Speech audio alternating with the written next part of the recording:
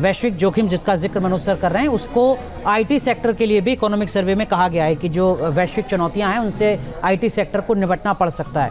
क्या इस तरीके की चीज़ों को एड्रेस करते हुए वित्त मंत्री इस बजट भाषण में नजर आएंगे आपको, और आपको लगता है कि एड्रेस करना होगा? देखिए, दो चीज़ें इंपॉर्टेंट कही है। एक तो जैसे अभी मनोज कह रहे थे, एक तो जियोपॉलिटिकल बात कही है, और एआई, दो चीज़ें उन्होंने कहा कि ये चिंता की बात है हमारी इकोनॉमी के लिए। और आईटी सेक्टर वैसे ही हमारा स्लो है, वहाँ पर हायरिंग भी कम है, उनके प्रॉफिट्स भी नीचे जा रहे हैं। दूसरी बात ये है कि एक हवाला देता है इकोनॉमिक सर्वे कि जब चाइना को तरक्की मिली उस वक्त जो कोल्ड वॉर के बाद, एक बार रोकूंगा हरवीर जी, माफी चाहूंगा, रोकूंगा मैं। यहाँ अशोक झा साहब जुड़ चुके हैं, पूर्व वित्त सचिव है भारत सरकार के। अशोक झा जी, बहुत बहुत स्वागत है। इस बजट से क्या उम्मीद माने? इकोनॉमिक सर्वे को लेते हुए मिडिल क्लास क्या उम्मीद ले सकता है? किसानों के लिए क्या उम्मीद संभावनाएं दिख पाती हैं?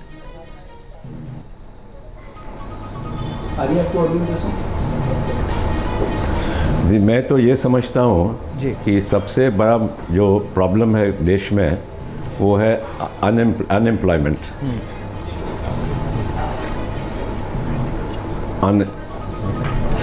अब आप देखिए कि कहीं भी अगर कुछ हज़ारों का वैकेंसी ऐलान होता है और लाखों लोग अप्लाई करते हैं,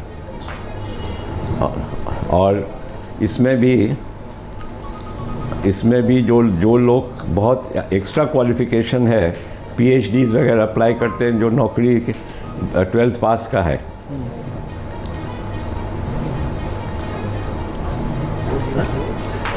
तो इसलिए मैं ये समझता हूँ कि मोस्ट इम्पॉर्टेंट जो है वो एम्प्लॉयमेंट का को देखना है।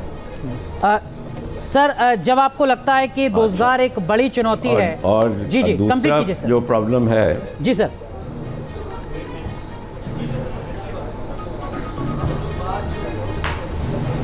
हाँ, नहीं, मैं ये बोल रहा था कि रोज़गार तो एक है ही सबसे बड़ा समस्या।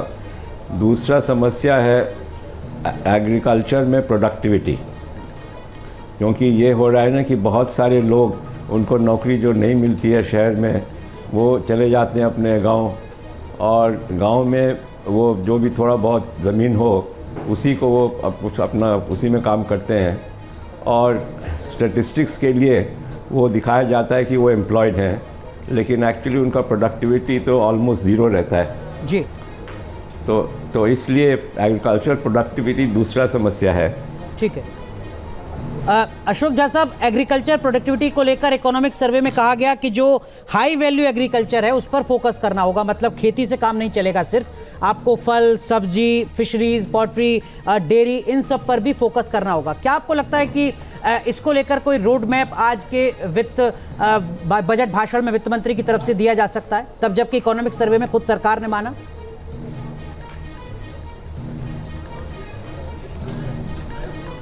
हाँ, ज़रूर दिया जा सकता है। और शायद आपको मालूम होगा कि एक हॉर्टिकल्चर मिशन भारत सरकार ने बहुत साल पहले कायम किया था जी, और उसका आइडिया ये था कि जितने हॉर्टिकल्चर क्रॉप्स हैं उसको बढ़ावा दिया जाए। झा सर, आपने रोजगार का एक बड़ा फैक्टर बताया कि रोजगार एक बड़ी चुनौती है, स्किल डेफिसिट उसमें एक बड़ी कंसर्न आती है सर, और स्किल डेफिसिट को रातों रात तो नहीं पाटा जा सकता। ऐसे में तुरंत राहत मिल सके रोजगार के मोर्चे पर, इस लिहाज से कोई कदम आपको उठता हुआ नजर आता है?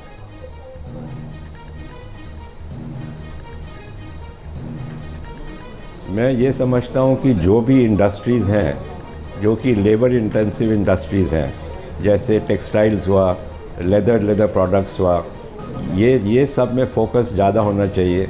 और इसी के साथ एमएसएमईज़ जो कि सबसे ज़्यादा एम्प्लॉयमेंट वो देते हैं, एमएसएमईज़ को भी थोड़ा बहुत प्रमोट किया जाए।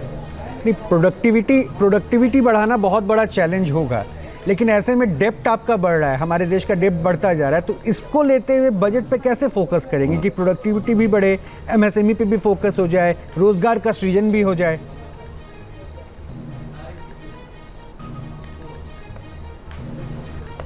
नो, ये सब कॉन्ट्रडिक्टरी नहीं है। ये प्रोडक्टिविटी बढ़ाना और फिजिकल डिसिप्लिन मेंटेन करना, ये कोई कॉन्ट्रडिक्टरी एम्स ऑब्जेक्टिव्स नहीं है। आप फिजिकल डिसिप्लिन कायम रख सकते हैं और प्रोडक्टिविटी बढ़ा सकते हैं। और तो इसमें मैं नहीं देखता हूँ कि कोई कॉन्फ्लिक्ट है। झा साहब, तो आप ये मानकर चल रहे हैं कि ये बजट कम से कम पॉपुलिस्ट तो नहीं होगा, फ्रीबीज या वेलफेयर बहुत ज़्यादा उस पर फोकस नहीं होगा, या नहीं होना चाहिए आपके हिसाब से? अब ये तो मैं गेस नहीं कर सकता हूँ, क्योंकि वित्त मंत्री का क्या इरादा है, क्या उनके ऑब्जेक्टिव्स हैं, तो ये तो मैं नहीं बोल सकता हूँ। तो अब वो, लेकिन ये तो ज़रूर है कि 2-3 मेजर स्टेट्स का भी इलेक्शन होने वाला है जी। तो एक आंक तो सरकार का उस पर रहेगा ही ज़रूर। अच्छा, मिडिल क्लास को कुछ राहत मिलने की उम्मीद है क्या? कर सकते हैं?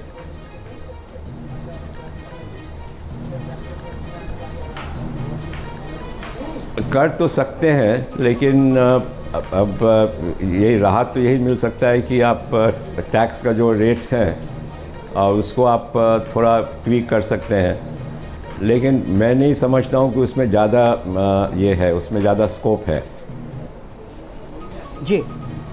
जैसा लेकिन हाँ जी जी लेकिन ये हो सकता है कि जो बड़े लोग हैं, जो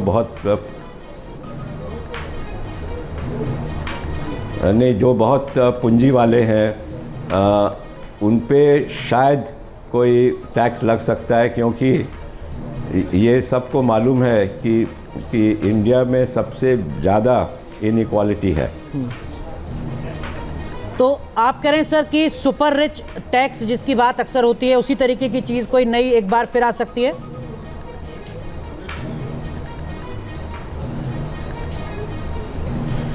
अब ये तो मैं नहीं कह सकता हूँ किस तरीके से आएगी, लेकिन उसमें उसका पॉसिबिलिटी है। ठीक है। एफडीआई को लेकर क्या कुछ विजन हो सकते हैं? क्योंकि एफडीआई की स्टेटस आए दिन कम होती गई, मतलब ऑलमोस्ट नील पे पहुंच गया, उसे कैसे आप हाईलाइट करते हुए देखते हैं?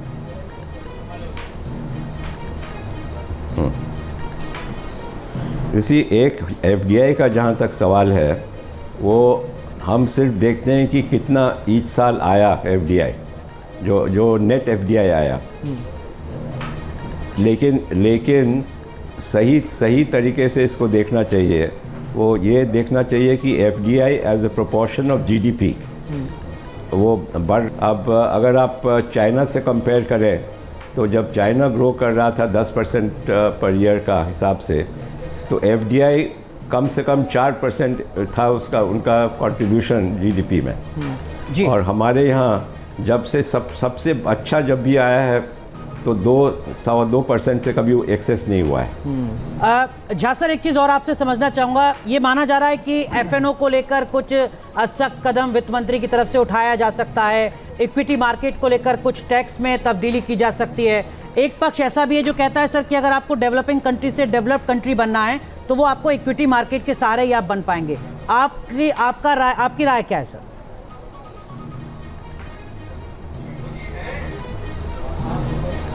नहीं, क्या आप ये पूछ रहे हैं कि एफएनओ का क्या रहेगा? जी सर, एफएनओ भी, लॉन्ग टर्म और शॉर्ट टर्म गेन्स पर टैक्स भी।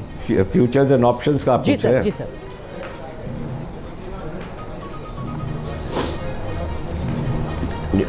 ऐसा है कि जहाँ तक कि long term short term taxes का सवाल है, तो हमारे यहाँ काफ़ी कन्फ्यूजन है, क्योंकि एक कन्फ्यूजन है कि डिफरेंट एसेट क्लासेस को अलग अलग रेट्स ऑफ टैक्स होते हैं, और फिर जो टाइम पीरियड है टू कंसिडर कि कौन लॉन्ग टर्म है, क्या शॉर्ट टर्म है, उसका भी डेफिनेशन अलग अलग एसेट क्लास से बदलते जाता है। न्यूज नेशन अब व्हाट्सएप पर खबरों की ताजा अपडेट के लिए न्यूज नेशन के इस क्यूआर कोड को स्कैन करें।